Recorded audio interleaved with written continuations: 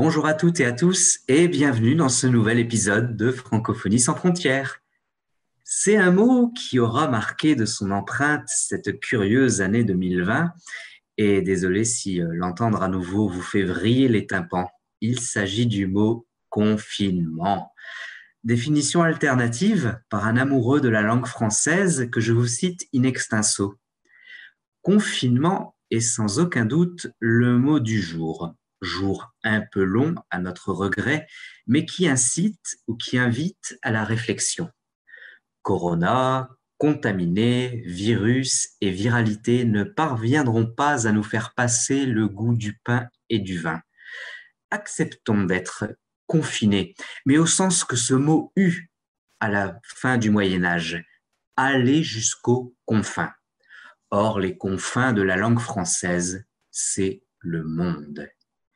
On doit cette merveille de petit texte au lexicographe Alain Ray, qui nous a quittés récemment et dont la truculence et la malice nous manqueront, mais dont les mots, eux, demeureront.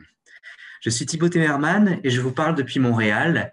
Nos invités EES de ce jour ne se trouvent pas aux confins du monde, mais l'on va bel et bien voyager en Russie avec notre correspondante Vera Agayeva, en Catalogne avec notre chroniqueuse culturelle Aïssatou Job, en passant par Québec avec Joanne Caron de l'hôtel Château-Laurier Québec, qu'interroge ma collègue Sophie Amel Dufour.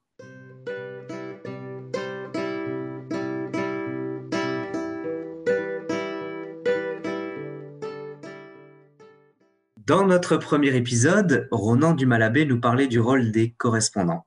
Et justement, nous avons le plaisir de recevoir la correspondante de Francophonie sans frontières en Russie, Vera Agayeva, qui vit entre Paris et Saint-Pétersbourg. Quelle chance! Zdravstvuyte. Bonjour Vera. Bonjour Thibaut, bonjour tout le monde. Alors, Vera Agayeva, parlez-nous de votre rôle comme correspondante au sein de Francophonie sans frontières, s'il vous plaît. Oui, avec plaisir. Ça fait déjà 2 ans que je collabore avec la Francophonie sans frontières et c'est un grand plaisir et une grande expérience que je me réjouis chaque jour et chaque mois. Je suis professeure associée à une des universités à Saint-Pétersbourg, une université qui s'appelle Haute École des études économiques. C'est une université jeune mais très dynamique et peut-être une des meilleures maintenant à Saint-Pétersbourg. J'ai commencé à enseigner là-bas il y a 3 ans. On enseigne qu'en anglais dans cette université et la première idée qui est venue dans ma tête, c'était pourquoi tout est réduit jusqu'à anglais, qui est une bonne langue, qui est bien et ça nous permet d'avoir beaucoup d'étudiants internationaux, donc il y a beaucoup d'avantages. Mais en même temps, à mon avis, on perd un peu la diversité linguistique et on oublie les autres langues qui sont aussi importantes comme le français, l'allemand, le chinois et les autres. Donc, moi, comme une francophile et amatrice de la culture française, j'ai décidé de lancer une initiative qui s'appelle le Club français. Le Club français était Oui, en fondé... quoi cela consiste, ce club français, Vera Agayeva? Oui, le Club français consiste dans les débats en français sur les sujets géopolitiques. Parce que souvent, on discute la géopolitique qu'en anglais, pour les raisons assez pratiques, parce que tout le monde en parle, mais je voudrais aussi avoir le débat en français sur les questions géopolitiques. D'accord. Et est-ce qu'il y a d'autres activités, outre ces débats, qui sont menées au sein de ce club français, ou y a-t-il d'autres initiatives que vous portez au sein de l'université en question? En fait, l'idée générale du club, c'est répandre la francophonie, donc montrer qu'on peut faire les débats en français. Donc, la plupart de notre activité, ce sont des débats en français. On invite les francophones de Saint-Pétersbourg, de Moscou, de la France, bien sûr, des autres pays, de la Belgique. Donc, on essaie d'être en nœud de la francophonie à Saint-Pétersbourg. Mais hors des débats, on fait le groupe sur Facebook qui raconte l'actualité de la France, des pays francophones. Donc, on essaie de répandre comme ça l'information en français. Comment la France est-elle vue de la Russie, Vera Agayeva, et plus largement, quel regard la Russie porte-t-elle sur la francophonie? En fait, il y a une amour très profond parmi les Russes envers la France. En fait, tout ce qui est français est très aimé en Russie. En général, tout ce qui est la cuisine, la mode, les parfums, la culture en général, la musique, même juste la langue. Par exemple, je peux vous dire qu'une fois, mes collègues dans mon autre lieu de travail m'ont demandé juste de parler français sans comprendre quelque chose, juste pour écouter la langue qui leur paraissait la langue de chanson, la langue d'amour, la langue très élégante. Donc, c'est très répandu. Tous les Russes rêvent de venir en France, de toucher un peu la culture française par leurs mains. Il faudra leur conseiller alors de venir également profiter des délices de la langue française au Québec. Et en conclusion, Vera Ageyeva, dans la langue française, on connaît le mot bistrot, qui provient du russe.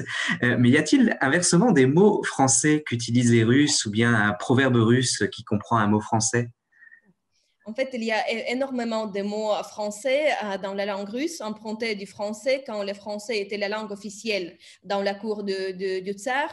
Donc, même pas, souvent, les Russes ne se rendent pas compte que c'est français. Ça leur paraît très russe, ces mots-là. Par exemple, je peux vous dire les mots comme lampa, chaiselong, abat-jour, abonnement, pique-nique, pigeon, résina. Ça vient du résine, ouvertura, terrasse, vous voyez, trophée. Donc, il y a plein de mots et même pour moi, parfois, c'était étonnant de savoir, en fait, c'est français. Quand j'ai réfléchi, ça venait du français. D'accord. Je ne sais pas quelle heure il est chez vous lorsque vous écouterez ce podcast. Ça me donne presque envie d'aller manger un gâteau, une part de gâteau de Napoléon, qui est une autre plaisir culinaire russe. Un très grand merci, Vera Ageyeva, de nous avoir partagé votre amour de la langue française. Merci à vous. Bonne continuation donc pour vos projets. Je rappelle donc que vous êtes la correspondante de Francophonie sans frontières en Russie, entre Saint-Pétersbourg et Paris. Merci encore.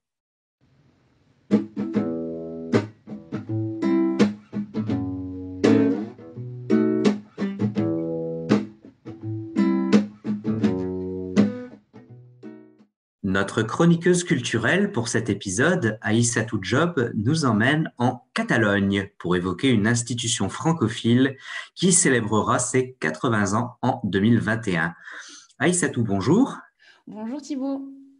Alors, de quel type d'institution allez-nous vous parler aujourd'hui? Donc aujourd'hui, je vais vous parler d'un lieu incontournable pour les francophiles et francophones de Barcelone, et il s'agit de la librairie Jaimes. D'où est venue l'idée d'ouvrir cette librairie francophone à Barcelone?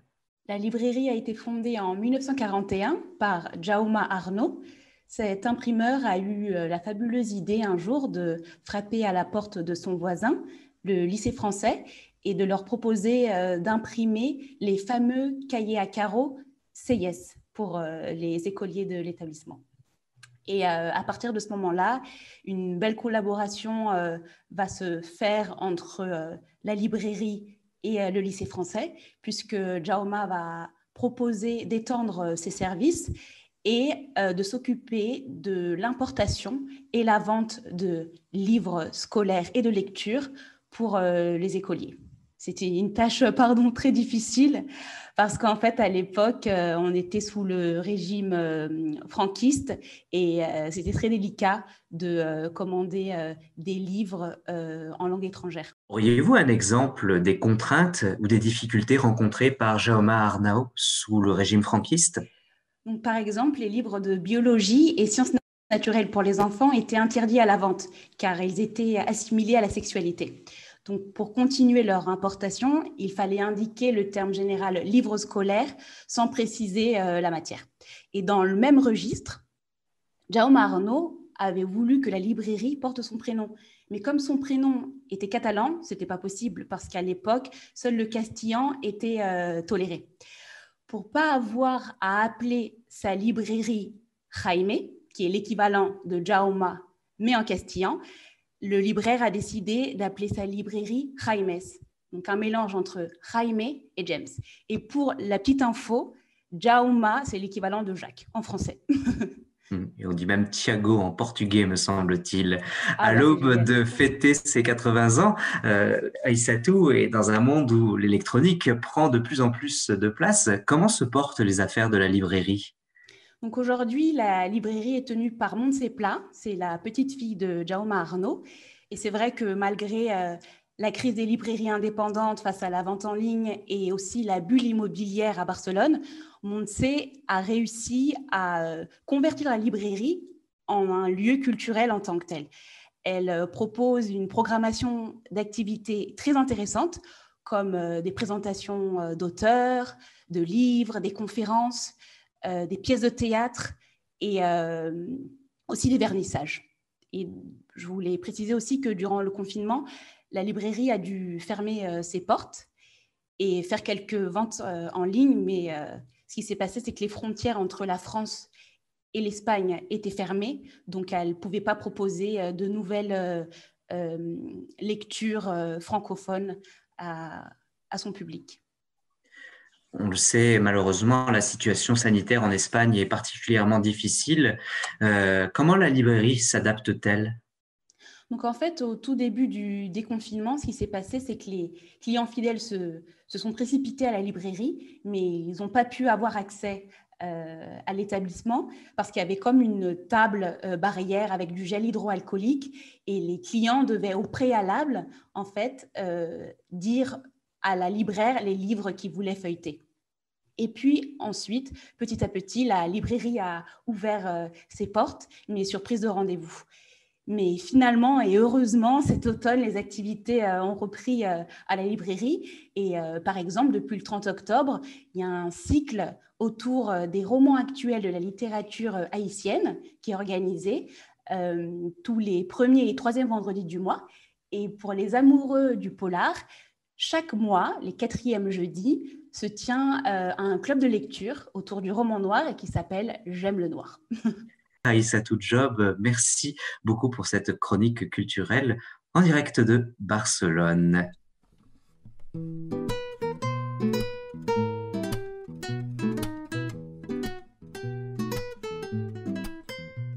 Connaissez-vous le concept de franco-responsabilité? Joanne Caron, de l'hôtel Château-Laurier Québec, nous faisait l'honneur de participer à notre dernier apéro franco et ma collègue Sophie Amel Dufour l'a interrogée peu après pour nous parler de cet engagement. Sophie, c'est à toi. Je suis aujourd'hui avec Joanne Caron, qui est directrice vente marketing à l'hôtel Château-Laurier Québec, et elle va nous parler de franco-responsabilité. Bonjour, Joanne. Bonjour, Sophie. Merci beaucoup. Bienvenue. Précisons que d'ailleurs, l'hôtel Château-Laurier Québec est le membre associé hors de Francophonie sans frontières pour la région du Québec. Alors, Joanne, la franco-responsabilité, d'où ça vient et qu'est-ce que ça veut dire au juste?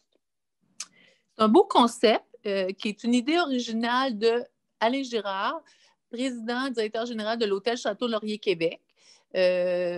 Monsieur Girard voulait depuis de nombreuses années que le fait français, qui est un élément distinctif de notre destination touristique, soit utilisé comme un élément phare.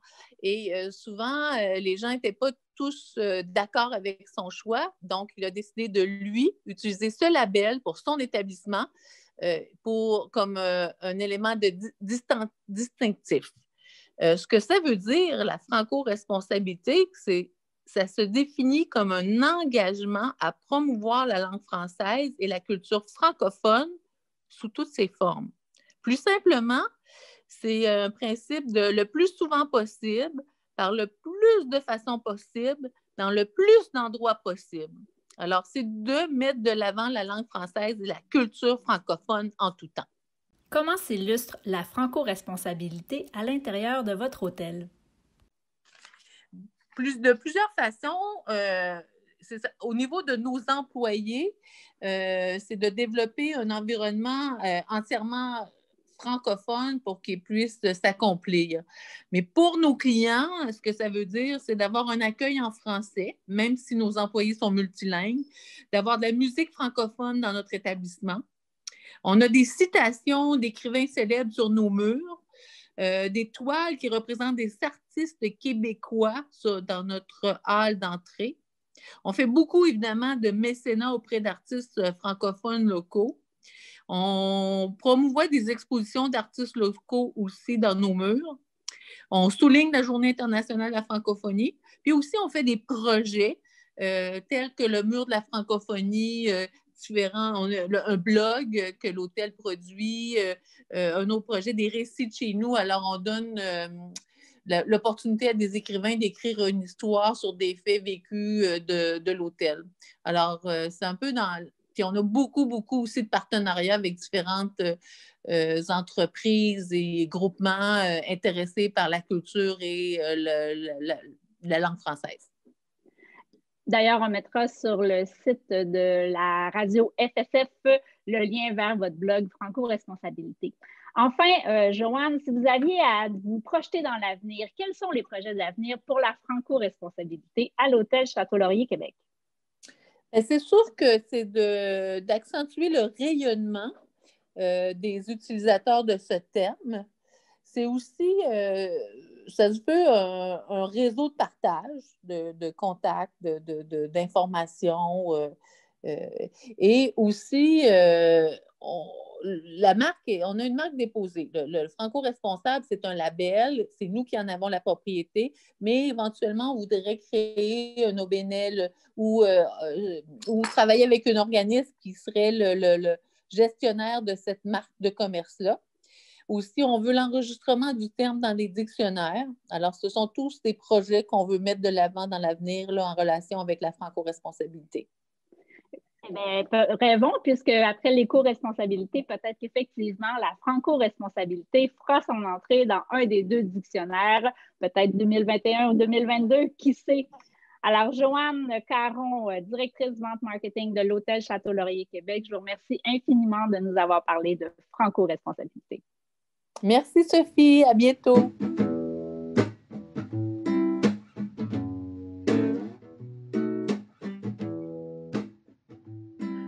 Radio-Canada commence à révéler les gagnants de ces prix de la création Radio-Canada pour cette année 2020.